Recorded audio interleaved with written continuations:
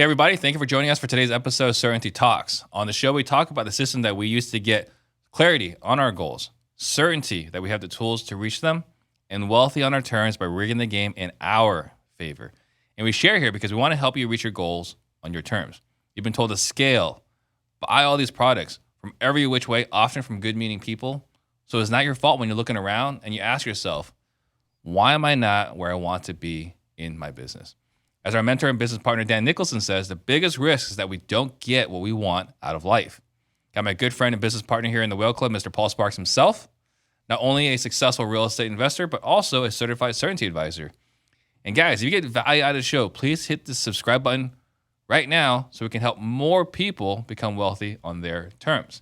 The title for today's show is The 3 Rhythms You Can't Ignore When Growing Your Business. But before we do that, 6-word updates. What you got, Paul? 6-word update today. Setting intentions to finish 2023 strong. We're coming into the kind of creeping into the holidays, and they're going to be here before we notice. This is the time we were just kind of talking before the show. This is the time of the year where this is perfect lead into what we're going to talk about today, but where I'm normally on vacation because I need a vacation at this point in the year most of the time. And so we'll talk about just kind of setting intentions and understanding the rhythms of different things, personal rhythms, stuff like this. So I'm just thinking a lot about how to finish the year strong, how to not blow myself up, how to not burn myself out. We're going to make a push, but we can't just finish and redline and leave nothing in the tank because we got to start over again in 2024, right? So managing our emotions, managing our energy and our time and all these things, it's a little bit like we got to practice what we preach. We talk about this all the time on this show, but it's so much easier to say it, much harder to actually do it and get your behaviors to change. So I'm trying to take my own medicine right now. Yeah, that's awfully mature and good of you, because my 6-word update is the exact opposite. My 6-word update is I'm still in my own way, right? Like I've shared before on this episode, we bought closemoresales.com. That's going to be our magnum opus, right? We're going to plant our flag. We're going to be the preeminent sales training organization across the country, right? And I can't help but thinking, now that I've come up with a plan, I've shared the vision with the team, I can't stop thinking about what comes after that. We haven't even started this yet. Or thinking about what happens after that. Like, I'm constantly thinking about the next move before we even finished starting the current move, right? Like, it's so hard for me. It's like, we got to finish 2023. We must finish, right? And we are focused on that because everyone here is focused on that. But while I'm telling everyone to finish 2023 strong, I'm looking at 2024 and maybe 2025. Yeah. It's so easy, right? Because our brain just wants to connect all the dots, and we don't want to just be patient, take that micro step, get the information, and then kind of step from there. So it goes back to what we call, or what we learned. We didn't make this up, but what's called the G.I. Joe bias. We've been talking about that a lot lately. Yeah. What's the G.I. Joe bias? Knowing what your biases are and still be a victim to them, or being susceptible to them. Yeah. So we like to think that, just because we raise our hand and we say, hey, we deal with shiny object syndrome, we deal with chasing more, we deal with like not micro stepping. We know that we do this stuff, but we're still, just because you know that and you have call attention to it doesn't mean you're not still subject to it. Yeah. And that's just the work that we've been putting in over the last couple of years. It just keeps coming up. Yeah. And there's all sorts of shame and guilt that comes with that, right? I mean, I put in a Whale Club chat. When we had our call yesterday, I put in there, right? Like, my natural state is to be lazy and sit back and dream, right? And I had a call with Jason Marks a couple days ago, and I kind of shared with him, right? Like, sometimes I wish I didn't want so badly, right? Because that's where I struggle. It's like, man, like, look at all these things we can do. There's so much opportunity. Like, let's go conquer. Like, but that doesn't really plug into our solvable problem. So, anyway, what's the problem? What are the 3 rhythms we can't ignore? Like, what's the problem here?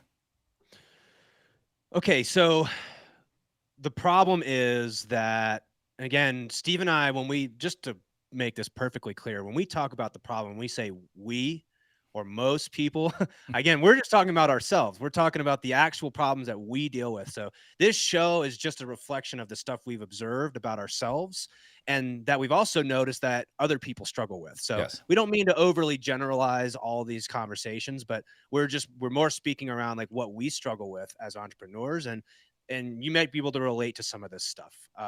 So the problem is that oftentimes we're ignoring some of the natural rhythms that exist in the industry or in your business or in your personal life. And it's sort of a little bit like swimming upstream, or we were just kind of throwing some examples out there, and I was making the point that every November for the last, or every fall between October and December, it's not always been November, but around this time every single year for the last 5 years, my wife and I have taken a vacation to Hawaii because that's our favorite place to go. And we'll save up money throughout the year so we can go take this trip. It's an expensive trip. We know we like to be there, so we go. Well, this year we just didn't do it. We had a lot going on. We've already had a lot of trips and weddings that we've gone through. And I'm recognizing that this is a time of the year when I need a break. And so my point is sometimes we were talking about, like in Hawaii, how like we go out there and we go surf. And it's almost like when you're surfing, timing is so important.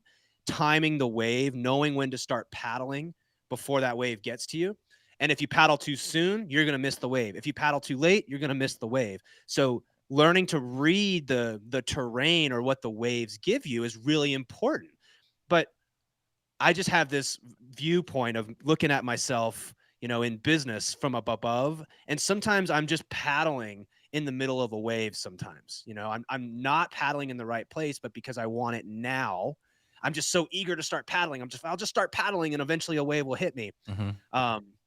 So I guess what we want to talk about today is the problem is that we fight a lot of times some of the natural rhythms that exist, and we add more friction or just more resistance to the process because we're not acknowledging things that just exist. Doesn't matter whether you like it or not. If you Right. paddle in the middle of the wave, or another analogy we'll talk about is Jim Rohn. He has this whole monologue. He talks about the seasons of life. Mm-hmm. It wouldn't make sense to plant in the winter. You don't plant your seeds in the wintertime. Even though you might be hungry, well, it doesn't do you any good to plant in the winter because they won't take. Mm-hmm. You plant in the spring, you harvest in the fall. And if you don't understand those natural rhythms, you might be fighting against it. So we do this, you and I do this all across our different businesses, and we'll talk about the 3 areas that you can really hone in on to avoid making those mistakes. Yeah. Perfect. So what's the first rhythm? So the first rhythm we'll talk about is what we'll expand on what we call industry rhythms. Mm-hmm. So, I mean, as someone who's been through now a couple market cycles, talk to me about the rhythms of the industry. So there's a couple different rhythms. First is annual. So every year in the Phoenix market, there's similarities in other markets, but in the Phoenix market, it starts taking off sometime in March, and it starts slowing down in July, right? And so like the corny joke I used to make was that the real estate market kind of follows the 2 major holidays. Once Halloween occurs, the market is slowed down. Once the Super Bowl occurs, because for me, that's my favorite holiday, right? It goes up. So we can see every single year this happens. And yet every real estate, not every, but a majority of real estate professionals panic every single year at the same time of year, right? And you see it in the Arizona Republic. You see this in the newspapers, market slowing down, right? It's like, it happens every single year. So that's the annual cycle. And by the way, I've always done well historically in December because everyone takes it easy, right? Everyone else is enjoying the holidays. I'm weird. I don't need a break. We always do well in December, right? Well, let me add so like it's different in Colorado. Yeah. It doesn't start in March. It starts as early as mid-January here, and it really runs till about end of April. That's like the prime selling season. So first of all, if you didn't know that, the Phoenix market is prime between late March and July, and Colorado is different. It's one state over, really. And it's like, yeah, but there's a shift in how we go to market because once it starts warming up in May, nobody's buying houses. Yeah. Yeah. You know, they're out doing stuff. Well, in July here, it's like 115 degrees. Like no one wants to be outside, right? Yeah. So it just comes to a screeching halt. And it doesn't pick up again until the kids are back in school. And then we have, I think they say it's like 7-year cycles and 20-year cycles in real estate, where, you know, we kind of have these cycles that go up and down. And, you know, we're predicting that, you know, eventually the interest rates would go up. And once interest rates go up, it's going to impact housing. And well, we've been experiencing for the last year and a half, right? So we know that times will not always be good. We know that appreciation does not go linearly, right? It goes up, it goes down, it goes up, it goes down. How much is changing is depending on where you are in the cycle. So yeah, in real estate, there's the annual cycle, and then there's the recession inflation cycle. Mm-hmm. Yeah, I have not experienced the full cycle of an entire real estate market. Mm-hmm. And that's what I've always heard, 7 to 10 years. So let's just like address the elephant in the room. I mean, we had a major market down cycle Mm-hmm. in 2008, really from like 2008 to like 2010, 11. Mm-hmm. I was in college at that time. I was not buying real estate. So I have no, you know, real point of reference for that. Mm-hmm. And so how does someone that's came into real estate in the 2010s, maybe they started in, let's say 2013, Mm-hmm. and they rode that to 2021. Yeah, it's been nothing but good times. What do they not know, Steve? What do people like me not know? You might not know, like, well, I mean, you know that not everyone, but a lot of people make decisions based on the foreseeable future, not for the long haul. I think that the things to know is that relationships are more important in a bad market than they are. Not to say it's not important in a good market, but in a bad market, like you need good relationships. Knowing who is even more critical, right? Like go back to my REO days. Getting the bankers drunk to win business, right? If you knew who had money in 2009, you could clean up like the hedge funds did, right? But I didn't know the people who had money, right? So I think relationships, if I had to go do it all over again, I would have created better relationships. I would have created better alliances to be able to take advantage of that market. Other things I would say is not everyone, but in a bad market, like half your friends will get divorced, right? Because I mean, the reason why people get divorced is finances, and man, so many people got divorced in that time. Wow, that's interesting. Yeah, that's interesting because that's a good point. You know, if you don't experience these market cycles, you're like, wow. Now I'm like thinking through some of the people that I know that are going through challenges in their marriage. It's because we're hitting some like another point in that market where I'm not saying we're headed to a recession. I don't know that for sure. Mm-hmm. But what I do know is it's definitely different than when I started. Yeah. And back in like really 2020 ish was when I really started moving hard into real estate. And it's like, this was great. The problem wasn't, it was indigestion, not starvation, as we like to say. Right. We had enough to eat. We were just eating the wrong things. You're eating too much. You're eating like, you just couldn't control your eating habits. Exactly. Now it's like, ooh, it's getting, you can't just, there's not enough to go around. Like, I don't mean that to sound like a scarcity mindset. I don't believe that there's no opportunities. What I just mean is they're not readily available. It's not as abundant. You have to make deals. They're not just like sitting on your sidewalk. And, you know, right outside your door, there's deals everywhere. It seemed like.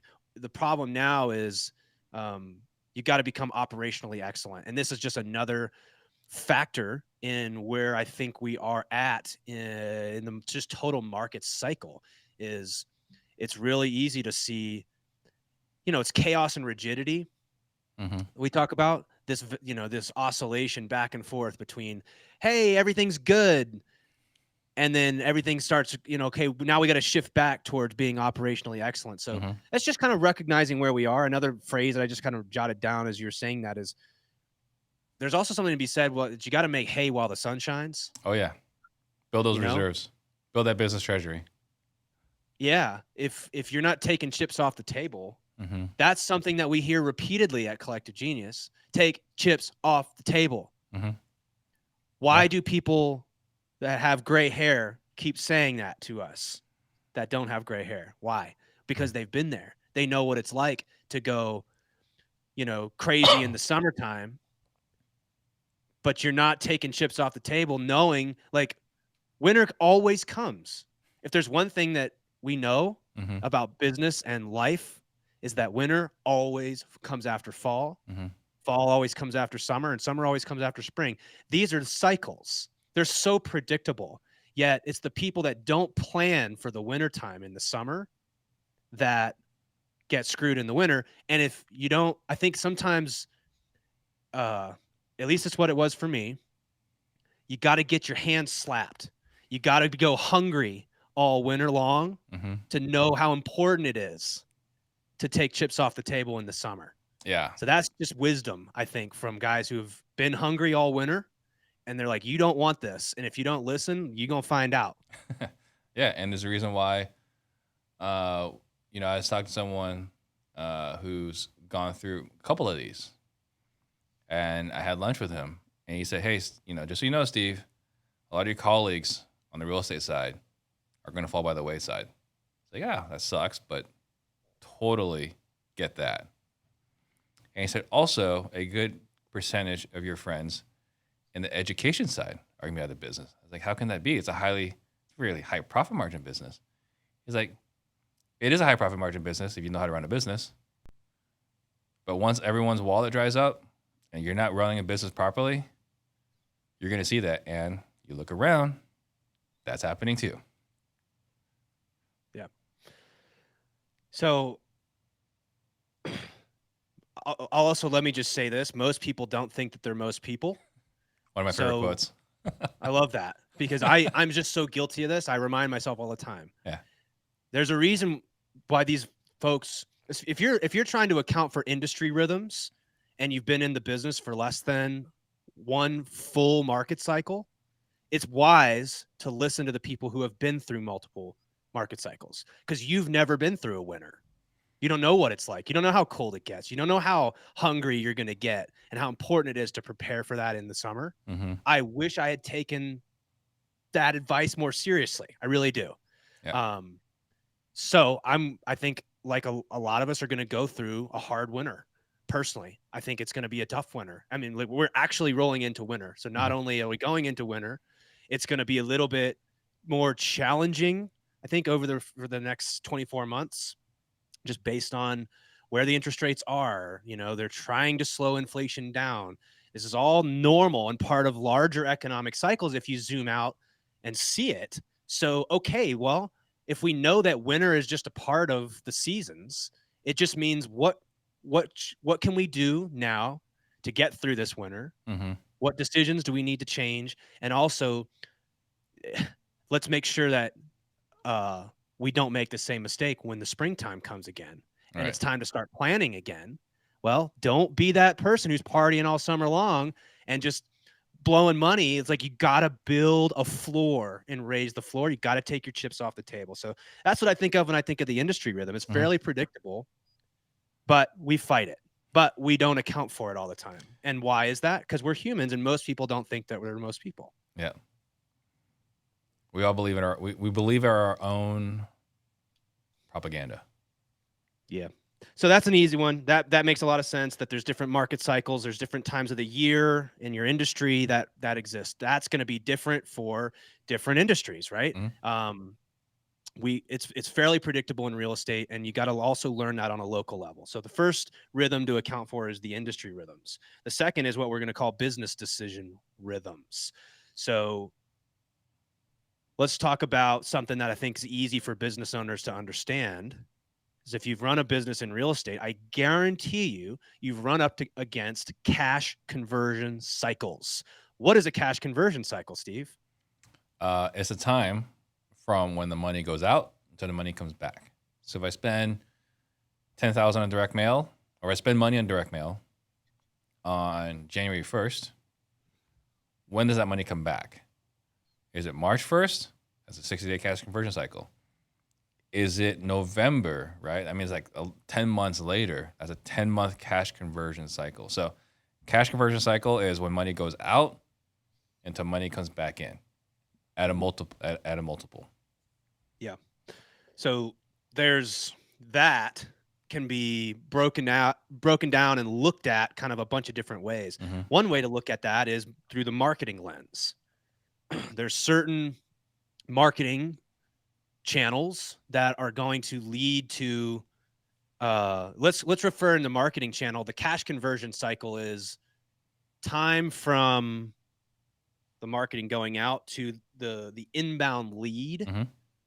That's a marketing cycle. Mm-hmm. The sales cycle is definitely going to be different depending on the type of marketing campaign you do. There's some sales cycles like with you would know this more than I would, but like PPC, Mm-hmm. the sales cycle is really fast Much because a shorter. lot of these people are very intentional. They're looking for something versus a cold call that might take a while to Mhm. build that relationship. You might have caught them at a time where they're like vaguely considering this, or maybe they weren't even considering it, and they got this text and they're like, "Hey, I'm listening." Mhm. That's very different than someone who's got intention that says, "I'm looking to sell my house now. Have someone come out and give me an offer." Right.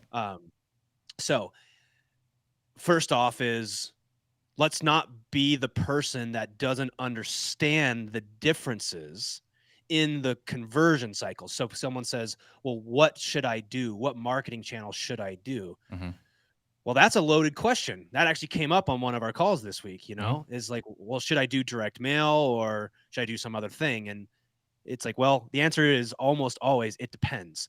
First of all, what are you needing? This is a matter of, again, I'm getting fairly technical here, like Mhm. liquidity versus solvency.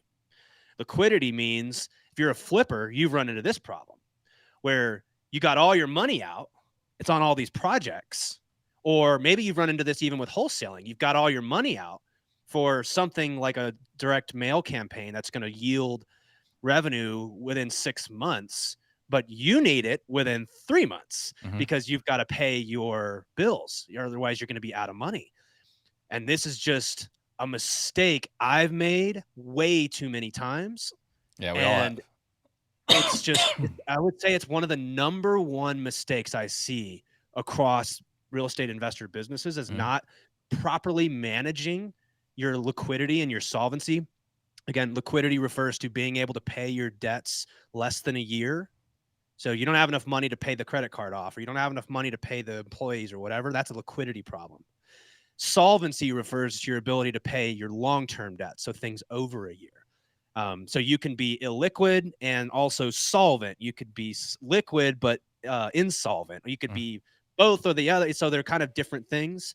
Right. But my point is if you don't take into account these different rhythms that exist in, let me throw some other things in there. How about hiring people? I think a lot of times we hire a salesperson with the expectation that, oh, they'll be up and running within a month. I'll train them and it's like, yeah, but how long does it take for a salesperson, Steve, to get effective and really producing the results that we want them to?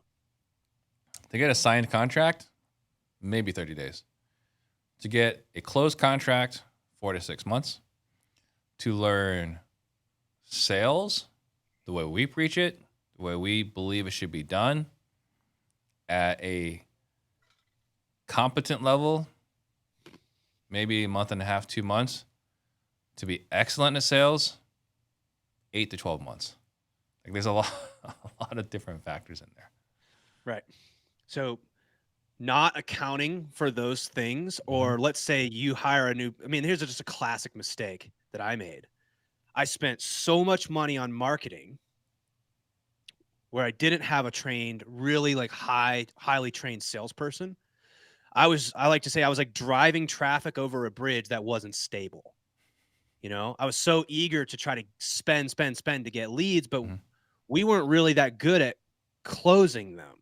I see that problem. I also see the problem where you're hiring salespeople and you're not giving them enough leads to work on. So it's just like, and it's lining these rhythms up. So when the marketing goes out versus when the salesperson's trained to be able to hit it versus, yeah. So it's like, I don't mean to overcomplicate it or make it sound like it's this Pandora's box, but it is something that I think we overlook. We don't properly account for the time frames it takes for things to kind of, uh, happen.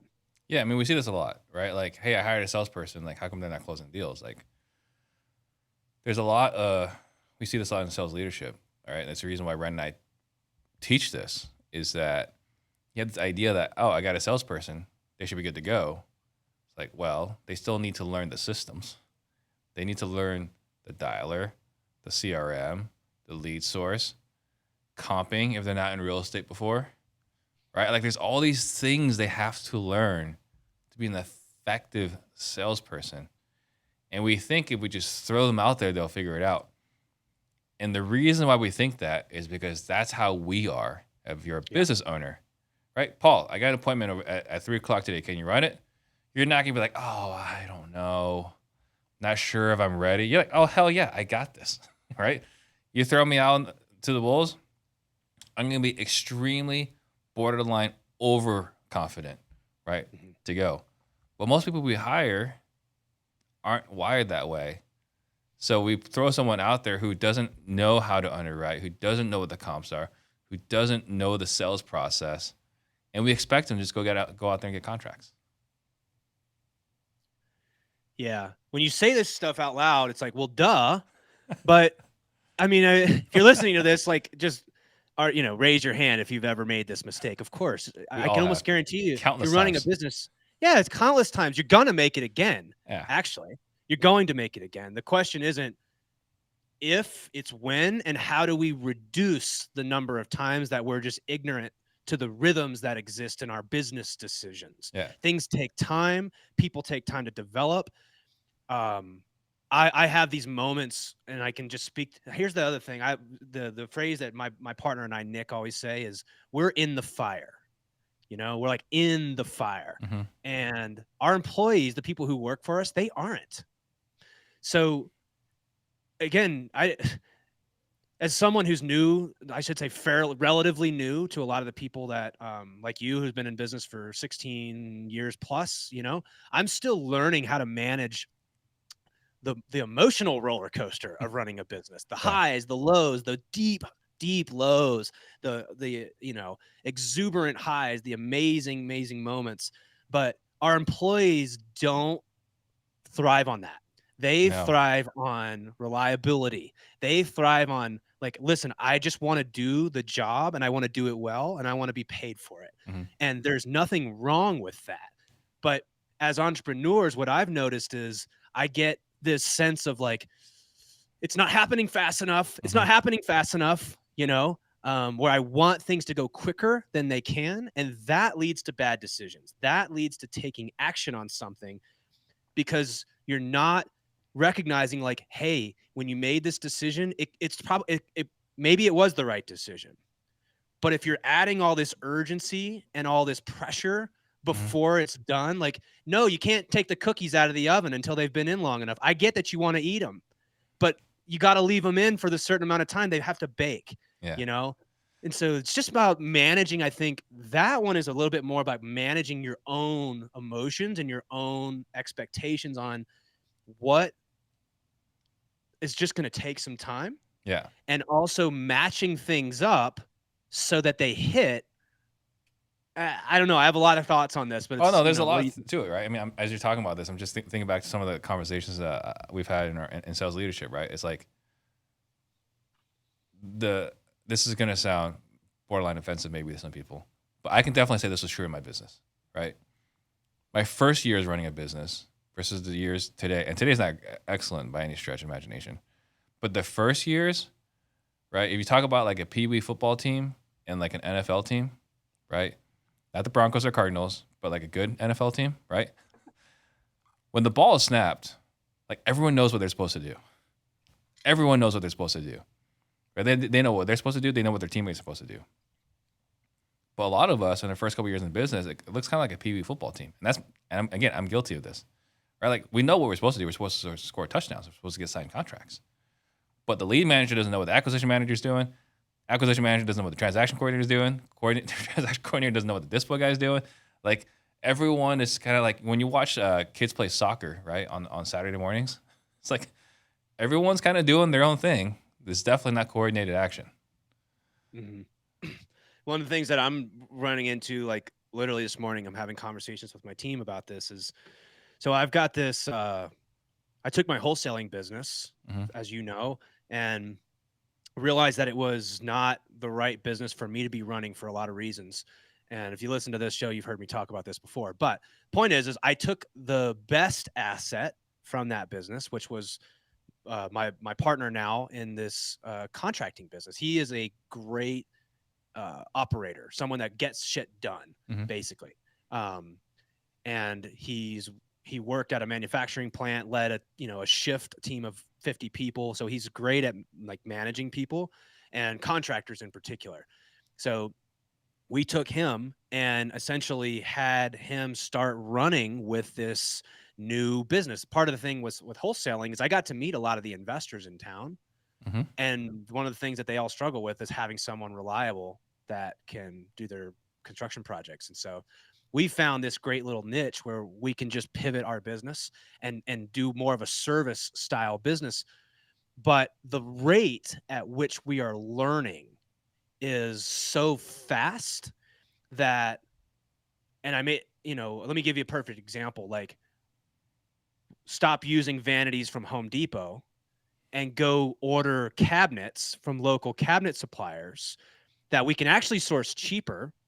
They look better. We can create a more standardized product that doesn't look like it's from Home Depot, but it requires some additional planning and like there's a little bit more of a lead time. You can't just go pick them up. So my point is, well, that's a business decision that as Nick and I are in the fire and we're learning so much so quickly, to the people that we're distributing this information to, it can feel like you're just changing things constantly. It's like, well, so part of recognizing about your business decisions, how does that affect your team? If you're not properly setting what we call allegiance capital, which is like telling them what's coming before it comes, so that when it happens, they're not surprised. They don't think that you're just this captain that's jerking the ship around. Right. It's like, no, we are adjusting in real time to the new information that we're getting. And it's about establishing that in the culture. It's about establishing it's okay that we're changing. I get it. So that's just, again, another example of how business decisions I'm growing this business and we're learning and we're adjusting, and you have to go back and recognize that, first of all, the people that work for you are not in the fire. So they're not going to learn at your pace because they have it's just less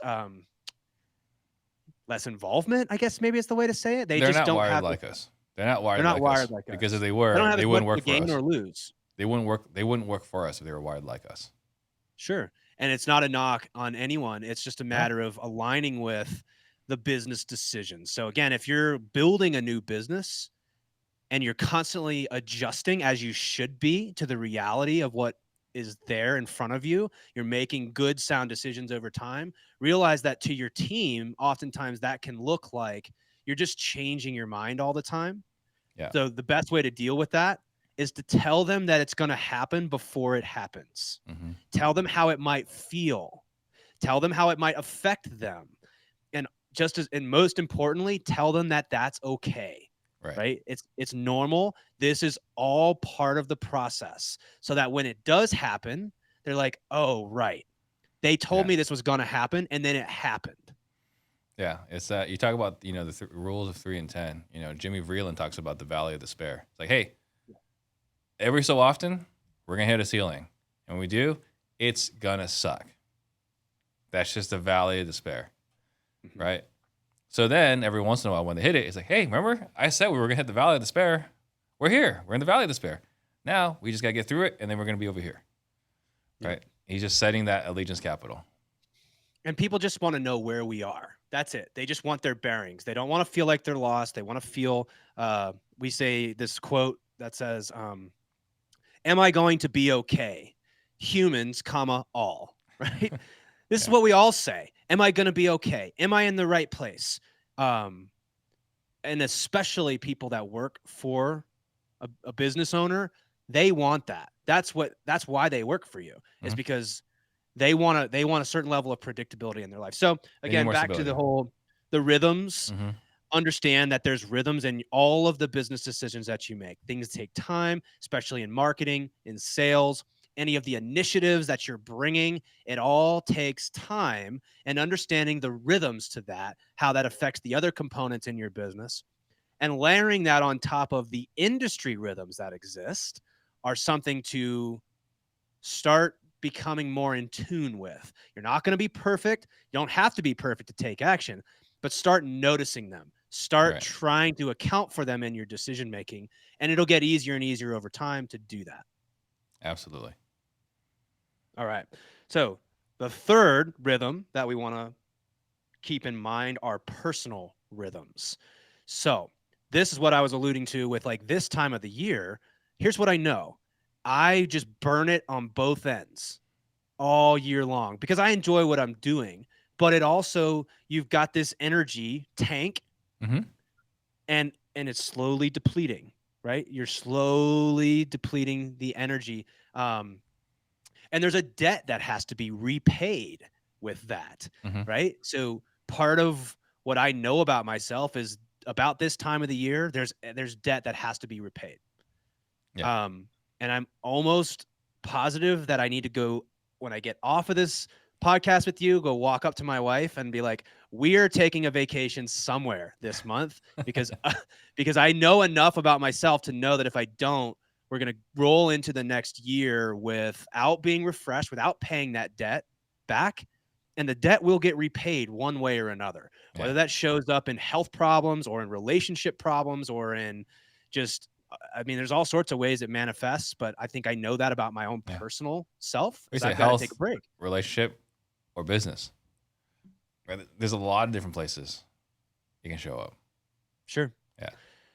So, give me an example of another of a personal rhythm that you experience throughout the year or throughout the day, even. I mean, I can say for sure. I mean, personal rhythm on daily. I mean, my go-to after lunch, and I never have like a big lunch. Very rarely do I have like a decent sized lunch. It's normally like protein chips, protein cookies, like that. I always have an energy drink every day after lunch, right? After, that 2 o'clock lull. I always have an energy drink around that time. I don't feel a need to have vacations, right? I think I'm just broken. When you were saying like no judgment on the people that want the stable life, I really look at us. We're the broken ones, right? So we're the ones that are like hard charging, go, go, go, right? We're the ones that, potentially might have issues that we need to resolve ourselves, and we just work it out through business. 100%. Yeah. Right. But yeah, I don't have a need to go this or that. However, I do know now in my marriage that we do have, like, we want to go travel on breaks. So fall break, summer, winter break, spring break, right? Like the 4 breaks, right? I do know this now. And so we're intentional with it. It's like, hey, let's start planning ahead. We know that this is important. We know that the kids' fall break is around this time. We know their spring break is around this time. Let's go plan for this so then we can put this into a rhythm. My biggest problem is not the rhythm of going to take a break. My problem is when I'm on break, I'm restless. So, you mentioned going to Hawaii. We went to Hawaii, right? I went myself, my wife, my 3 girls, my parents, my in-laws for 7 days in Oahu. And after 3 days, man, I was ready to get back to work. So my rhythm is not I need vacations. My rhythm is I can't stay on vacations because I'll get restless. Well, isn't this come back to the whole know thyself and you can fight without, however Sun Tzu says it, but know thyself. This is a youth thing, personal rhythms, do you have kids? Okay, well, I can guarantee you're going to have some rhythms that that you're going to have to account for that somebody else wouldn't. When your kids are on school break, when they have fall break, different things like this. Well, I can How say for about like, sure my routines are much more on point when the kids are in school because I got to take them to school. I got to drop them off. I get to the office earlier. I can get more work done. I'm more productive because I can drop them off. When they're not in school, I'm not as, there's not that time I got to drop them off at school by. So then there's not that time I got to be in the office by. And it just kind of leaks throughout the day. So I definitely have a daily rhythm with kids and school. Yeah. Let me give you an example of my personal rhythm, kind of along like what you're saying there. I think there's a lot of people who, first of all, it's very prescriptive. Like, you got to get up in the morning and this is what you should do. And then you should work out. And well, here's what I noticed is, so here's like what my day looks like. And I started noticing yesterday because I rolled my ankle, 3 weeks ago. It totally threw me off. And so I've just been a little like short with my partners, my wife, my assistant, Sonia, lately. And I think what I realized is like, dude, you're not getting up in the morning and going, I take the dog for like a 30, 45-minute walk every morning. And it's like, get up, shower, go outside and walk. And that just allows me to kind of like think, really. It's almost like meditation in a way for me. It's just very routine and consistent. Well, I wasn't doing that. I also wasn't playing basketball. I like to say, like, that's how I get my zoomies out. I got to get the zoomies out some way. And I wasn't working out. I wasn't taking my walks in the morning. And because of that, it was affecting my mood and the way that I was like communicating with people. And well, that's just, okay, well, that's obvious. But yeah, but I let 3 weeks go by without noticing how that's going to affect my personal rhythms were going to be thrown off.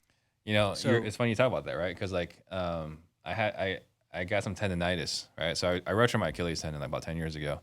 So I got some tendonitis there that kind of comes and goes. And it was really bad about a month and a half ago where I was on crutches for a couple days. And so with that, I couldn't play basketball, obviously. Didn't go to work out at the gym with my personal trainer because I'm functionally useless. Didn't go to Kung Fu, right? For 3 weeks, right? I didn't do any of these things. And I'm out of town in Florida, hanging out with you, right? At Family Mastermind. Not sleeping in my own bed. I get back, and my team's like, Steve, what's wrong with you? Like, what are you talking about? It's like, your energy is just off. And you look around, it's like, oh, well, have not been eating well, have not been sleeping in my own bed, haven't gone to the gym. This is what it is. Right. And it's predictable is what we're saying. Yeah. This is like not becoming victim.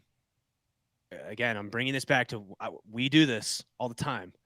It's not about not doing it, it's about doing it less. And with, the intervals get shorter and shorter. So, okay, I recognize that now.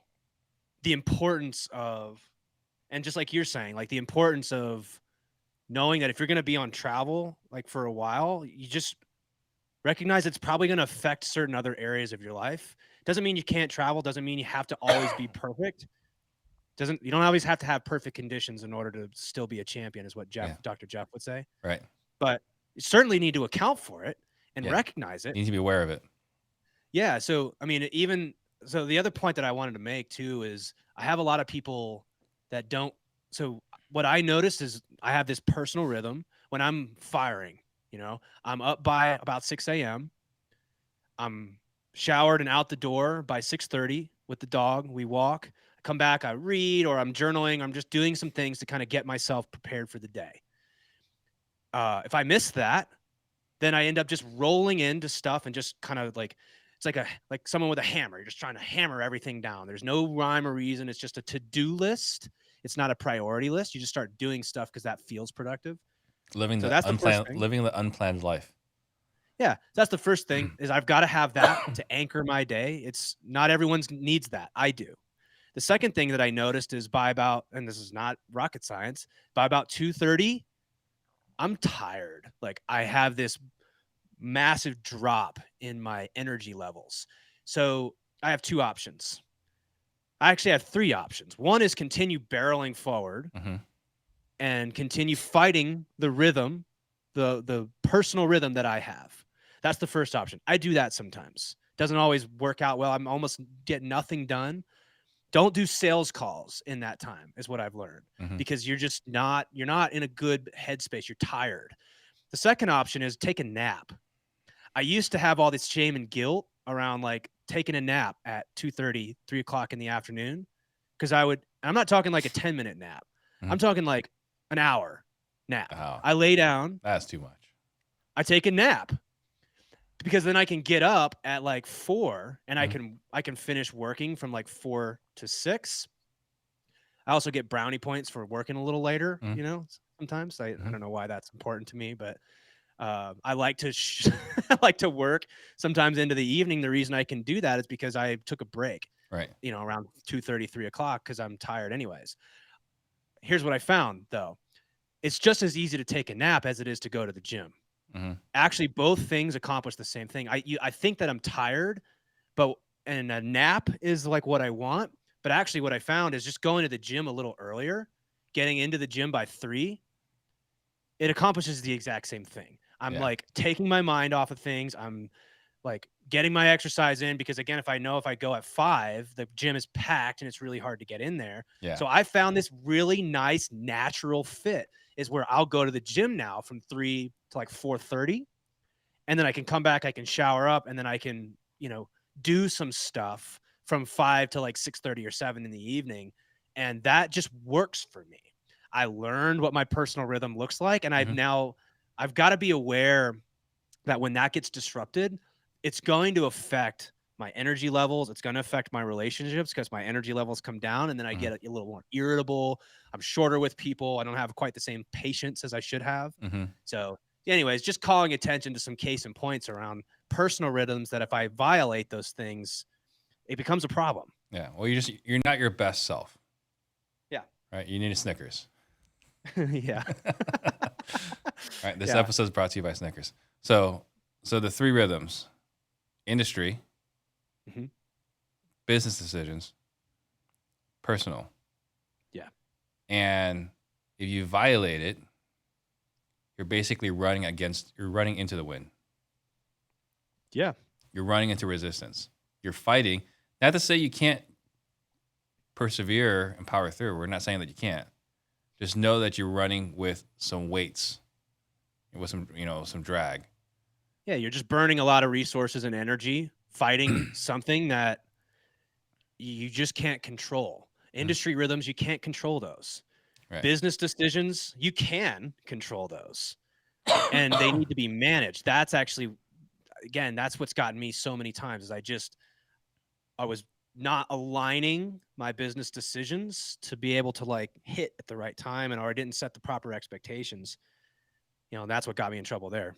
I know it's gotten you in trouble as well, right? It's Yeah, gotten everybody. Those definitely. those are what bite a lot of us business owners too often. Yeah. Excuse me. And then the other side is if you can adjust for the industry rhythms, adjust for the business decision rhythms, and adjust for your personal rhythms, or at least be aware of them, now you can run with the wind at your back. Mhm. Right? This is when you jump a little bit further in a long jump and you set world records on the sprints. Right? You're running with the wind behind your back. Yeah, it's a consistent, prolific achiever that Mm-hmm. understands these things. They understand that there's natural rhythms that exist in the universe Yeah. and with our own personal, success. And they're waiting. It's timing, it's restraint, it's all the things that we like to talk about.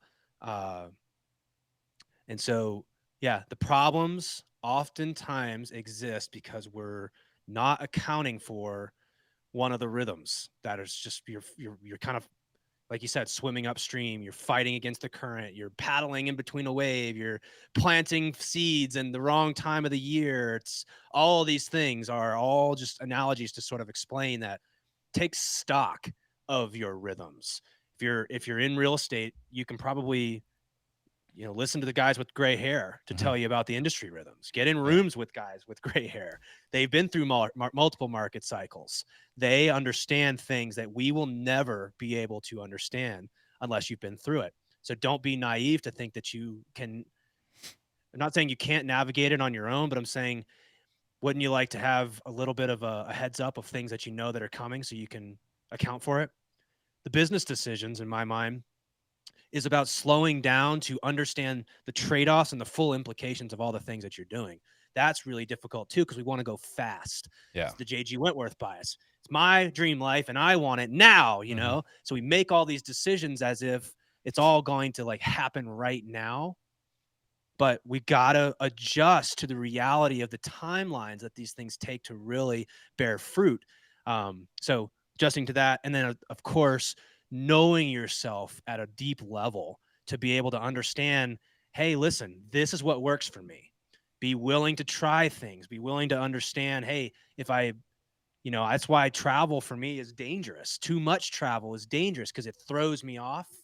And so I'm still learning again how to account for all the personal rhythms. If you need to take a nap in the afternoon, stop apologizing to people. If you need to go to the gym at certain times in the day because it aligns with your own personal uniqueness, well, be bold and courageous enough to play your game. That's what's going to lead to success, is building it on your terms. We're big fans of that, obviously.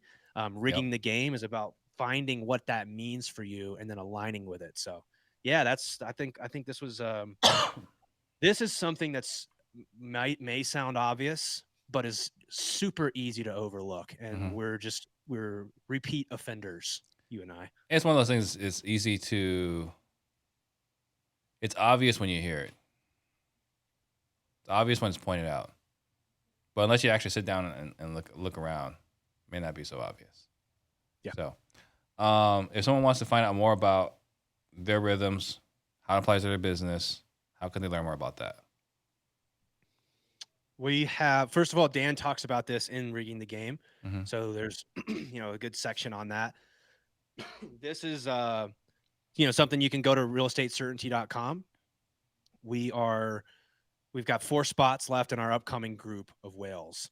If you are looking to take the tools like what we talk about on this show, learn how to implement them into your business, learn how to get clarity and find the most efficient path to get there, we believe that that's aligning with the rhythms that exist in the world, not fighting against them. This is the type of stuff that we do. So if you got specific questions about that, or you want to learn more about how to get involved with this next group of investors and learn these different tools to get clarity and certainty in your business, you can go to realestatecertainty.com. There's a button that says apply. Click that.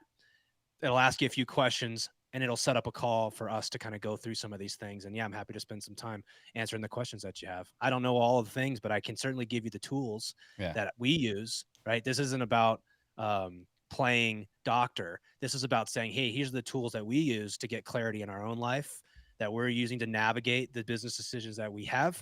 If you want those tools, I'm happy to share them with you. Just go to that website and click that link. All right, perfect. So we'll wrap it up here. Thank you guys for watching. We'll see you guys next time.